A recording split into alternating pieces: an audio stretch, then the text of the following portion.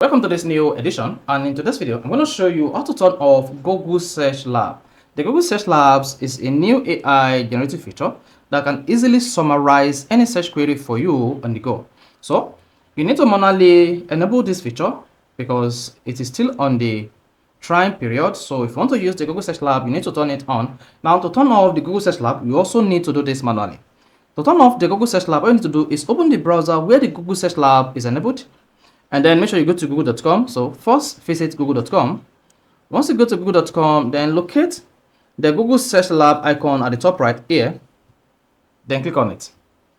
Once you click on the Google Search Labs icon, then you'll be taken to the page where you initially turned on the Google Search Lab, and you can just go to the Google Search Lab straight by visiting labs.google.com. So while on this page, you can see I have this feature turned off. That's how you see turned on here. Then you can see this is off. Then if I hit this will turn on the Google Search Lab on my iPhone or Android. So now to turn off this feature on your device, either Android or iPhone, doesn't matter. All you need to do is click on try an example.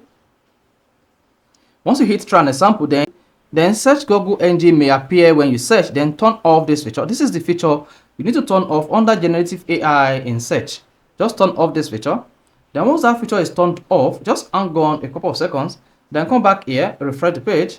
Now once you refresh the page, this is what you're going to see. You should see the Google Search Lab turned off, and there is a button here to turn on the Google Search Lab on Google AI search engine. So this is how to turn off the Google Search Lab on your phone. If this is helpful, if you want to level up, don't forget to subscribe to this YouTube channel for more quality videos just like this.